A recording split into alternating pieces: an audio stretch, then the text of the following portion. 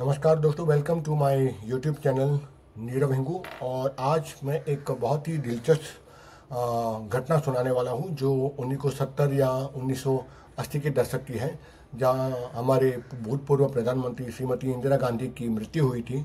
उस पर एक आर्टिकल मैंने पढ़ा था, तो वो घटना को देखकर बड़ा आश्चर्य हुआ कि कैसे आदमी हमारे भारत में ऐसे सिद्ध तपस्वी योग आदमी विराजमान हैं जिनके पावन चरणों से आज हमारा भारत पुनीत हो चुका है और हो रहा है। तो ऐसी एक घटना है जो मैंने पढ़ी थी, वो है इंदिरा गांधी जी की मृत्यु के बारे में, जिसके बारे में बताया गया है कि करपात्री जी महाराज जी का श्राप था, जिसके कारण ही उनकी मृत्यु हुई थी। और उनके कुल की भी आगे संजय गांधी जी और राजीव गांधी, इनकी भी मृत्यु इन्हीं एक श्राप के कारण हुआ था। तो चलिए उस पर मैं चर्चा करता हूँ। वो लेख को जिस तरह से शुरुआत है वैसे ही मैं अक्षरतः बोलने का प्रयास करूँगा। और लेख की शुरुआत में बताया गया है कि मैं श्राप देता हूँ कि एक दिन तेरी देह भी इसी तरह गोलियों से छलनी होगी और तेरे कुल का और दल का विनाश होगा।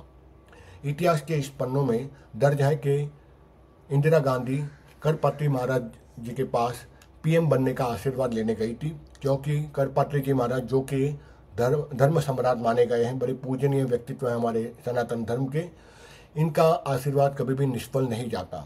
तब करपात्री जी महाराज जी ने इंदिरा गांधी जी को इस बात पर, इस शर्त पर आशीर्वाद दिया कि पीएम बनते ही आपको सबसे पहले भारत में जो गौ हत्या हो रही है उसके विरुद्ध आपको कानून बनाकर गौ हत्या को बंद करनी ही होगी। इंदिरा गांधी ने तभी वादा किया कि महाराज जी अवश्य ही प्राइम मिनिस्टर बनते ही सबसे पहला काम मैं यही करूंगी। करपात्री जी महाराज ने आशीर्वाद दिया और उनके आशीर्वाद से इंदिरा गांधी जी पीएम बन गई। इसके तकरीबन 2 महीने बाद करपात्री जी महाराज ने इंदिरा गांधी से मिलने गए और उनका वादा याद कराया कि आपको गौ हत्या के विरुद्ध जो कानून बनाना है वो आप कब बनाओगी। इस पर इंदिरा गांधी जी ने कहा कि महाराज जी, अभी मैं नई प्रधानमंत्री बनी हूँ, कुछ समय दीजिए, अवश्य ही मैं इसका कानून लाऊंगी।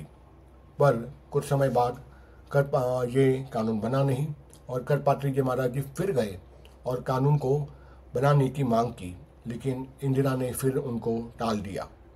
ऐसा कई बार हुआ, कई बार मिलने पर और कई बार वादा याद दिलाने के बाद भी जब इंदिरा गांधी ने गौ हत्या को बंद नहीं किया, तब कहते हैं कि कानून तो नहीं बनाया। तो 7 नवंबर यानी कि 7 नवंबर 1966 उस दिन कार्तिक मास था, शुक्ल पक्ष की अष्टमी थी, जिसे हम गोपाष्टमी कहते हैं, उस नाम से हम जानते हैं।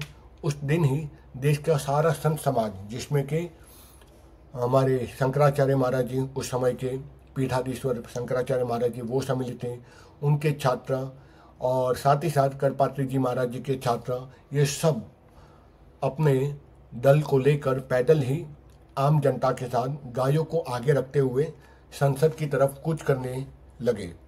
करपात्री जी महाराज जी ने अपने साथ जगन्नाथपुरी वहाँ से शुरुआत करते हुए ज्योतिषमती पीठ के और द्वारका पीठ के शंकराचार्य जी, कहते कि वल्लभ कुल के संप्रदाय के 7 पीठों के पीठाधिपति वो भी इसमें सम्मिलित थे इस महासंग्राम में।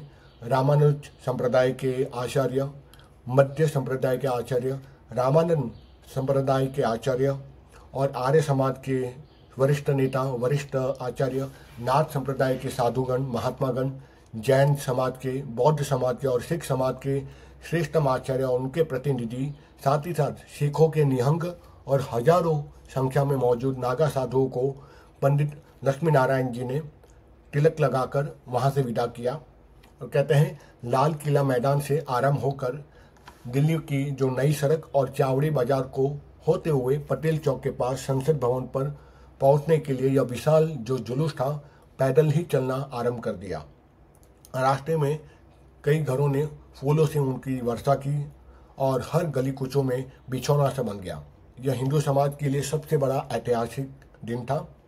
इतना विवाद और अहंकार को लड़ते हुए जब सभी शंकराचार्य जी पीठाधीश्वर अपने छात्रों के साथ सिंहासन को, अपने आश्रम को त्याग कर पैदल चलते हुए जब संसद भवन पर मंच की तरफ कतार पर बैठ गए, उसके बाद आज तक कभी भी इतना विशाल जन समुदाय इकट्ठा नहीं हुआ।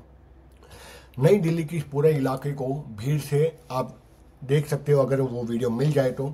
और संसद गेट से चांदनी चौक तक यदि हम देखते हैं तो शेर ही शेर दिखाई दे रहा था। कहते हैं कम से कम 10 लोगों की भीड़ जुट गई थी, जिसमें से केवल 10 से 20 हजार तो महिलाएं अंदर शामिल थी। और जम्मू कश्मीर से लेकर केरल तक के लोगों ने गौ हत्या को बंद कराने के लिए कानून बनाने की मांग की। और इसी कानून बनाने की मांग को लेकर संसद तक पहुंचे हुए पूरी भीड़ वहां सम्मिलित हो चुकी थी। उस वक्त कहते हैं कि इंदिरा गांधी जी ने प्रधानमंत्री तो बनी थी और उसके साथ साथ में गुलजारी लाल नंदा उस समय के गृह मंत्री थे। इस श्रीनाथ को देखकर कहते हैं कि सत्ता के मद में चूर होकर इंदिरा गांधी ने संतों को, साधुओं को, गायों को और जनता पर अंधाधुंध गोलियों की बारिश करवा दी। हजारों गायें, साधु, संत, महात्मा और बहुत सारे महिलाएं इसमें मारे गए। गौरक्षा के इस महाअभियान की समिति के तत्कालीन मंत्रियों में से एक मंत्री और पूरी घटना के प्रवाह और गवाह प्रसिद्ध इतिहासकार और उस समय के लेखक आचार्य सोहनलाल शामरंग के अनुसार इस गोलीबारी में कम से कम 10,000 लोग मारे गए थे। ट्रक बुलाकर मृत, घायल और जिंदा सभी को उसमें ठूस ठूस कर भरा जाने लगा। जिन घायलों को बचने की संभावना थी, कहते हैं उनको भी ट्रक में लाशों की तरह नीचे दबा दबा कर फेंक दिया गया और उनकी मौत हो गई। आखिरी समय तक ये पता ही नहीं चला कि सरकार ने उन लाशों को कहाँ ले जाकर फूंक डाला, या उनको जमीन में डाल दिया या उनको जला दिया गया, कुछ पता ही नहीं चला। पूरे शहर में कर्फ्यू लगा दिया गया। तब करपात्री जी महाराज ने उन मरी हुई गायों को गले में लिपटे हुए रोते हुए कहते हैं, उन्होंने कहा हम तो साधु हैं, हम किसी का बुरा नहीं करते, लेकिन तूने माता समान निरपराध हमारी गायों को मारा है, जा इसका फल भुगत, तुझे भी भुगतना ही पड़ेगा। मैं तुझे श्राप देता हूँ कि एक दिन तेरी देह भी इसी तरह गोलियों से छलनी होगी और तेरे कुल का और तेरे दल का विनाश होगा। और दल का विनाश करने के लिए मैं हिमालय से एक ऐसा तपस्वी भेजूंगा जो तेरे दल को और तेरे पूरे कुल का नाश करेगा। आम जनमानस में इंदिरा के इस कृत्य को लेकर काफ़ी दुखी होकर यही दुआ कर रहे थे कि भगवान करे इसी प्रकार यह व्यक्ति भी मर जाए। अब इसे हम सहयोग कहेंगे या हमारे महाराज श्री करपत्री महाराज जी का श्राप कहेंगे कि सहयोग बोलिए। सहयोग तो नहीं लगता मुझे भी कि इंदिरा गांधी का शरीर भी ठीक गोपाष्टमी के दिन ही उसी प्रकार से गोली से छलनी हुआ। आप जानते हो, बहुत सारे यूट्यूब पर ये वीडियो भी हो गया, आप देख सकते हो कि जैसे गणपात्री जी महाराज जी ने श्राप दिया था और अब कहते हैं कि तकरीबन वहाँ से 6 साल बाद तपस्या करने वाले नरेंद्र मोदी के रूप में वह तपस्वी कांग्रेस के विनाश के लिए कांग्रेस मुक्त भारत का अभियान में जुट गया। और जैसे ही करपात्री जी महाराज जी का आशीर्वाद हमेशा सफल होता था, वैसे ही श्राप भी फलीभूत हुआ। और अब आप खुद सोचिए कि यह संयोग है कि इंदिरा गांधी से लेकर हर कोई गोपाष्टमी के दिन ही मृत्यु को प्राप्त हुआ।